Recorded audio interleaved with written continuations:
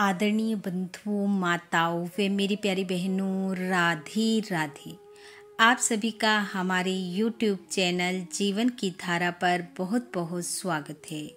बंधुओं, आज हम इस वीडियो में अश्विन मास शुक्ल पक्ष में आने वाली पाप अंकुशा एकादशी व्रत का महत्तम व कथा सुनेंगे, जिसे सुनने सुनाने से भगवान श्री हरि की कृपा से मनुष्य पाप ताप से मुक्त होकर वैकुंठ लोक को प्राप्त करता है। कथा सुनने के बाद यदि आप हमारे चैनल पर नए हैं तो कृपया हमारे चैनल को सब्सक्राइब करें, बेल आइकन को प्रेस करें ताकि हमारी वीडियो की नोटिफिकेशन सबसे पहले आप तक पहुंचे। वीडियो को शेयर व लाइक भी जरूर करें। बंधुओं, अश्विन मास शुक्ल पक्ष में आने वाली एकादशी पाप अंकुशा एकादशी के नाम से जानी जाती है। मान्यता के अनुसार जो फल मनुष्य को घोर जप तप करने से प्राप्त होता है, वह फल पाप अंकुशा एकादशी व्रत धारण कर, श्री हरि की पूजा कर व व्रत कथा सुनकर ही मनुष्य प्राप्त कर लेता है। भगवान श्री कृष्ण स्वयं धर्मराज युधिष्ठिर को इस एकादशी का महत्तम बताते हुए कहते हैं कि हजारों अश्वमेघ यज्ञ और सैकड़ों राजसूय यज्ञ करने से जो फल मिलता है, वह फल इस एकादशी को धारण करने से प्राप्त हो जाता है। इस व्रत को करने से पापों का लेश मात्र भी मनुष्य के शरीर में नहीं रहता।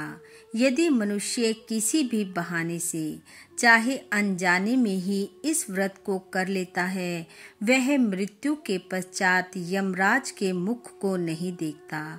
यह एकादशी स्वर्ग, मोक्ष, आरोग्यता, सुंदर स्त्री, आज्ञाकारी संतान व धन को देने वाली है।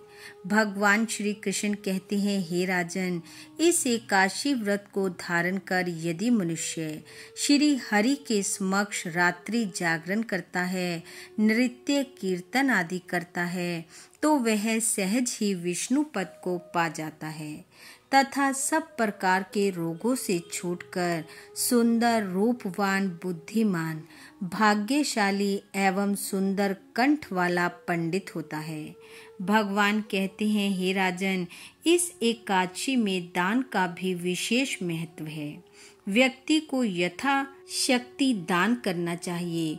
जो मनुष्य अपनी सामर्थ्य के अनुसार इस दिन गाय, स्वर्ण, वस्त्र, अन्न, जल, छाता, जूते आदि का दान करते हैं, उनके पूर्व जन्म के भयंकर पाप भी नष्ट हो जाते हैं।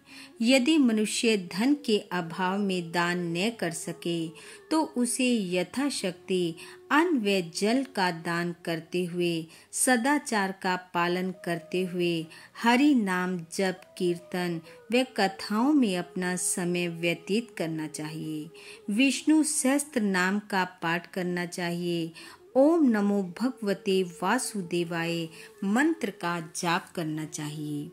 एकादशी वाले दिन सुबह जल्दी उठ स्नान आदि कार्यों से निवृत्त हो श्री हरि की पूजा करनी चाहिए। धूप दीप से आरती करते हुए भगवान को भोग लगाना चाहिए। एकादशी कथा का श्रवण करना चाहिए। एक समय फलाहार लेते हुए अपने व्रत को पूर्ण कर द्वादशी तिथि पर व्रत का पारण करना चाहिए। जो भी मनुष्य विधि विधान से इस व्रत को धारण करते हैं, वह सभी सुखों को भोगते हुए अंत में वैकुंठ धाम को जाते हैं। आइए अब सुनते हैं पाप अंकुशा एकादशी की कथा, जो कि इस प्रकार है। कथा के अनुसार प्राचीन काल में विंध्याचल पर्वत पर एक महाक्रूर बहेलिया रहता था, जिसका कर्म के अनुसार नाम भी क्रोधन था। उसने अपना समस्त जीवन हिंसा, लूटपाट, मिथ्या भाषण तथा मदिरा पीने व वेश्य गमन में ही बिता दिया। यमराज ने उसके अंतिम समय से एक दिन पूर्व अपने दूतों को उसे लाने हेतु भेजा। दूतों ने क्रोधन को बताया कि कल तुम्हारा अंतिम समय है, हम तुम्हें लेने आए हैं। मृत्यु के डर से क्रोधन अंगिरा ऋषि के आश्रम पर पहुंचा। उसने ऋषि से अपनी रक्षा हेतु प्रार्थना की। ऋषि को उस पर दया आ गई। उन्होंने उससे अश्विन शुक्ल पक्ष की एकादशी का व्रत तथा भगवान विष्णु के पूजन का विधान बताया। संयोग से उस दिन ही एकादशी का व्रत था। क्रोधन ने ऋषि द्वारा बताए अनुसार एकादशी का विधिवत व्रत एवं पूजन किया, जिसके प्रभाव से विष्णु दूत उसे विमान पर बिठाकर विष्णु लोक को ले गए और यमदूत हाथ मलते रह गए। इस प्रकार जो भी मनुष्य भक्ति भाव से अश्विन मास शुक्ल पक्ष की पापा अंकुशा एकादशी व्रत को धारण करता है, कथा को श्रवण करता है, वह सब पापों से मुक्त होकर अंत में विष्णु धाम को पाता है। बोलो विष्णु भगवान की जय। बंधु, भगवान श्री हरि की कृपा आप व आपके परिवार पर सदैव बनी रहे। आपका घर आंगन खुशियों से महकता रहे। इन्हीं शुभकामनाओं के साथ आप सबका बहुत बहुत धन्यवाद। राधे राधे।